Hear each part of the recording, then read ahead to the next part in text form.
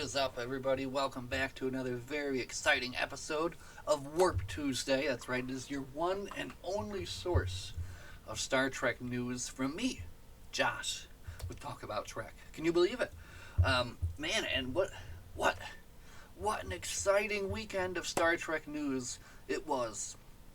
And I'm being sarcastic, unfortunately, because even though there was a panel at the San Diego Comic Con, there was not a lot of Star Trek news. But we will still at least go over the news, right? Because we would be remiss if we did not. So um, we like to look at TrekMovie.com here is our source. So let's see what they are saying here. Yes, my ad blocker is on, and no, I am not going to disable it.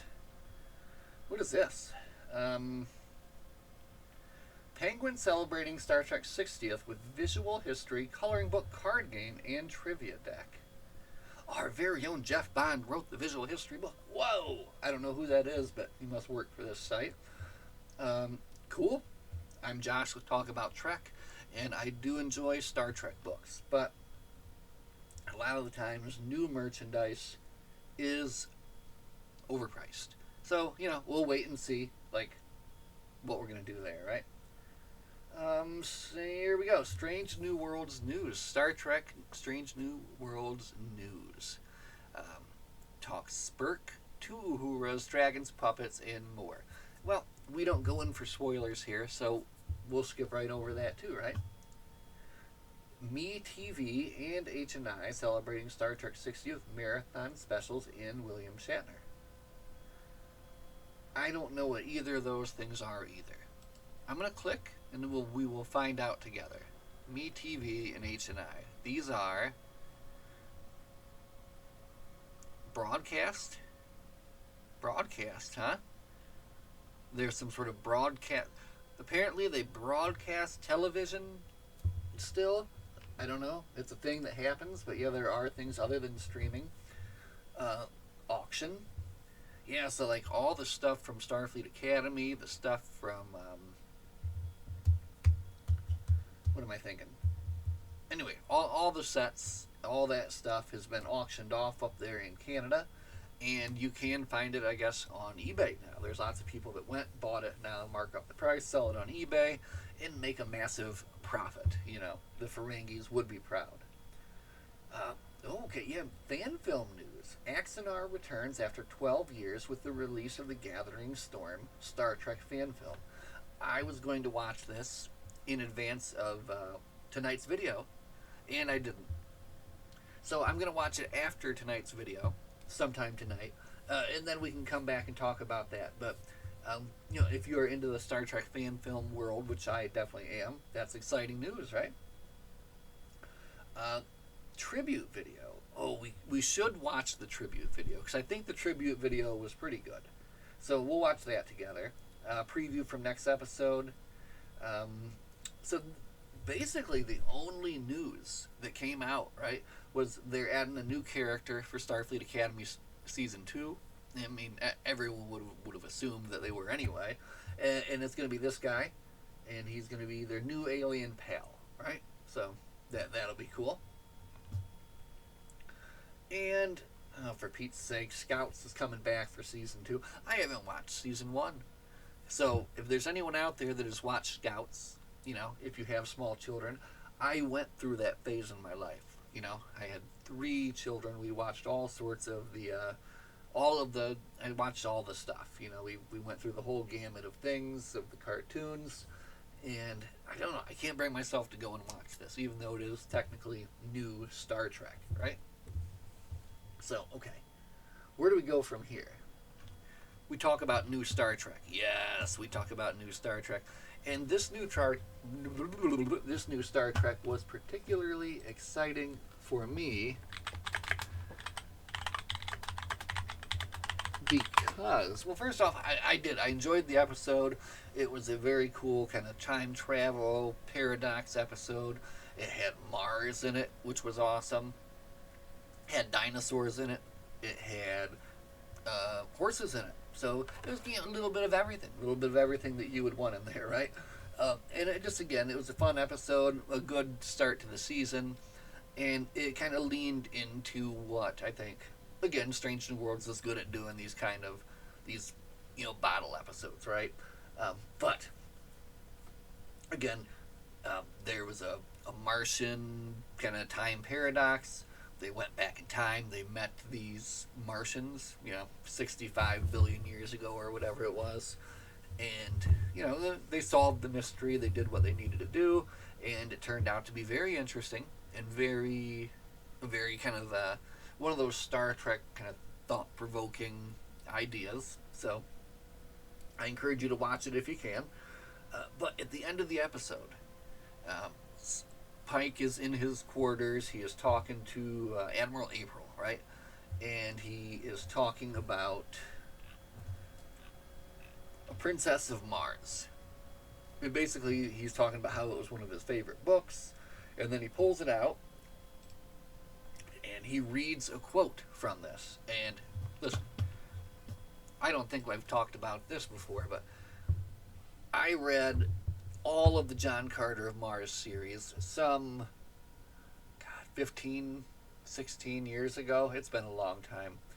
And it was, what a ride it was. What a ride. It was literally, I put down the second book and I had to pick up the third book. And I'm like, I cannot leave this here. I got to keep going. And it's just, it's just kind of this classic pulp fun. And just, again, just so good. But I wanted to see where he was quoting from. And of course, A Princess of Mars is the first in this series. And he was quoting from chapter 5. Let me see. Which is called I Elude My Watchdog. So basically, John Carter has been transported to Mars. He's captured there. Go read the book. It's fantastic. And then the quote that Pike reads was, I have ever been prone to seek adventure and to investigate and experiment where wiser men would have left well enough alone. So cool. So cool. All right. And other people were probably like, oh, whatever. Big deal. Big deal. But listen, for me, you got Star Trek, and I love Star Trek. And then the character from Star Trek, he picks up a book. And I love books. I love books a lot. I got a lot of books. and then the book he picks up is one of my favorite books. One of my most favorite books of all time. So it brings these two worlds together. These worlds have collided, and I think that's awesome. So I don't know if, and this might be the first mention of Burroughs' work in Star Trek. So I'll have to look into that too and see if it is or it isn't. But it was a fantastic episode. I enjoyed it, and I'm really looking forward to this season. Right, the preview for the next episode made it look like a horror episode, which is going to be great. And again, Strange New Worlds is very good at doing that and just kind of having all of these different things that they can do. Right. All right. What other news do we have to talk about? I don't think we talked about Did we talk about the Lego set? I don't think we did. Let's look that up. And I have to say, I am a little bit disappointed. I'm a little bit disappointed. First off, I would have absolutely loved. Here we go. Loved to have been able to get the Enterprise, right? But I'm sorry.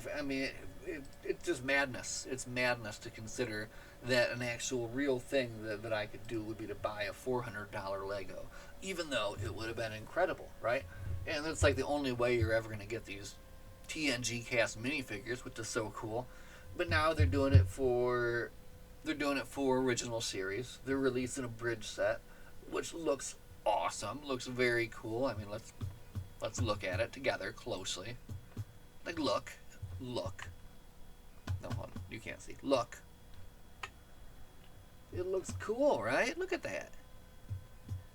You got the bridge set. You've got the transporter. Just a very fun-looking set. You've got... Oh, here we go. Look at the crew.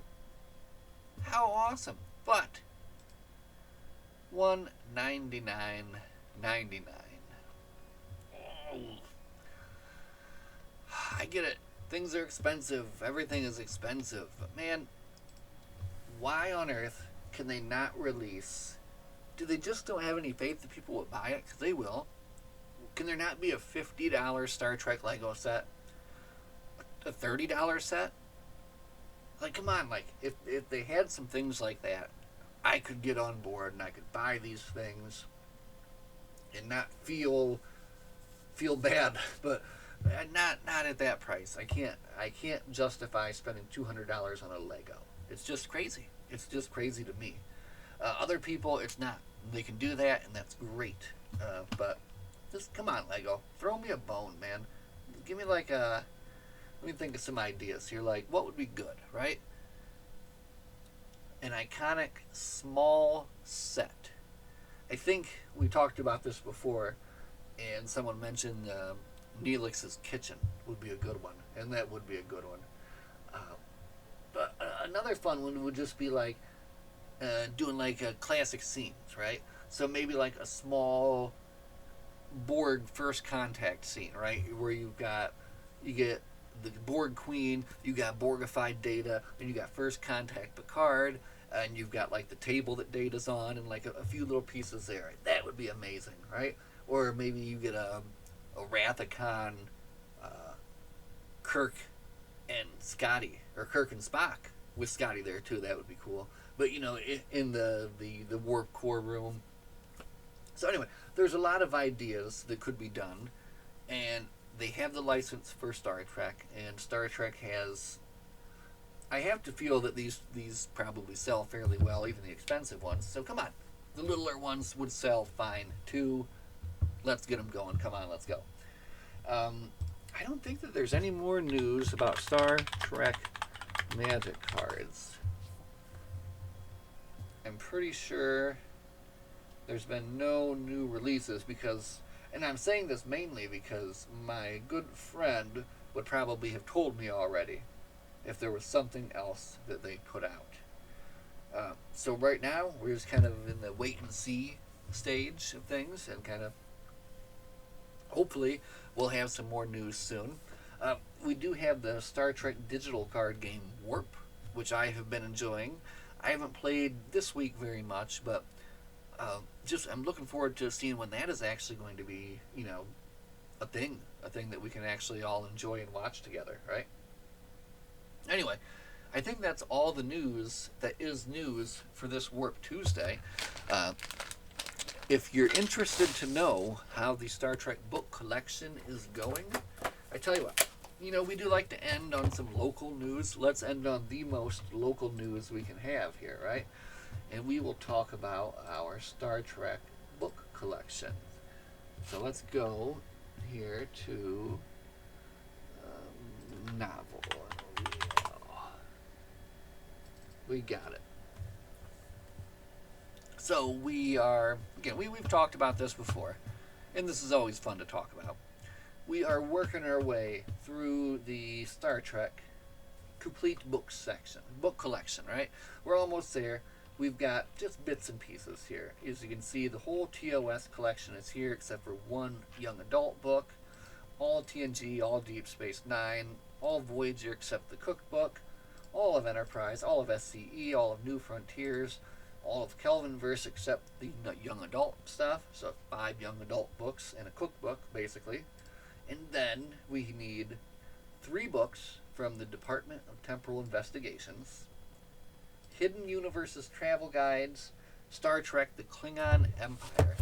This was a good pickup for this month, right? Because I am deep into the Klingon Empire. So now we can learn a little bit more about the Klingon Empire. So, for interest, if you would be interested in traveling for, let's say, the Central Plains, I can tell you all about the sights and activities, shopping and entertainment, dining and nightlife. Let's see, what is the nightlife like in the Central Plains? Page 68. 68 for the Central Plains here. Ha Debach. Simply put, meat.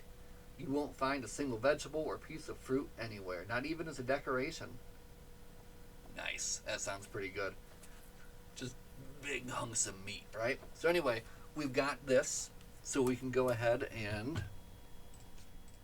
go back and give that one a nice green rectangle. Boom. Ooh, that feels good. All right. What else? What are we missing here? We need 2 books from the Strange New Worlds series. We need 2 books from Discovery. We need the Federation Travel Guide. We need Star Trek The Amazing Stories. Boom, we got that, so we can cross that off now. And those were the 2 that we picked up. You know, we could easily just finish this off, right? But we're going slow at it. You know, we're savoring the kind of the last little bits and pieces here, right? Other ones we need the Lost Era number 7, One Constant Star. Man. Again, I wonder what will be the last one. Maybe that Lost Era one. I don't know. Probably gonna be that Neelix cookbook, you know, right? And it's probably that would be pretty fitting too. But it's, you know, it's a cookbook. It's not like, I don't know. We'll get that. We'll get there in the end. Anyway, that was the local news. We got 2 more books. We also got lights. Look at these lights. Look at that lens flare. Like J.J. Abrams lens flare going on for you there, right there. But it's cool because we've got, check this out. This is the Borg Collective right here. It's not done. I gotta fix it. It's not done. Chill out. Alright? And then up here is like Starfleet animated. You know, you got your Lower Deckers, you got your Prodigy guys up here. You got some Ninja Turtles even.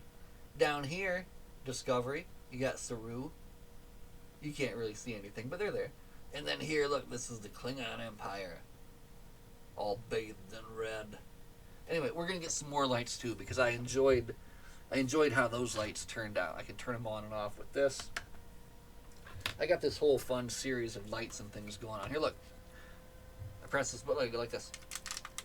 Whoa! And everything gets bright. Look at it. Whoa! Yeah. It's fun. Look, there's all sorts of things going on. There's lights flashing down here. It's, yeah. When you first walk in the morning and it's dark, and then you turn all the lights on, it's a nice, you know, it's a nice Star Trek thing. Gets you going, gets you starting your day in the right way, right? Anyway, that's it for me, and that's it for Talk About Trek. As always, my friends, thanks for hanging out and listening. Live long and prosper, and we'll see you guys in the next one. You all have a good night.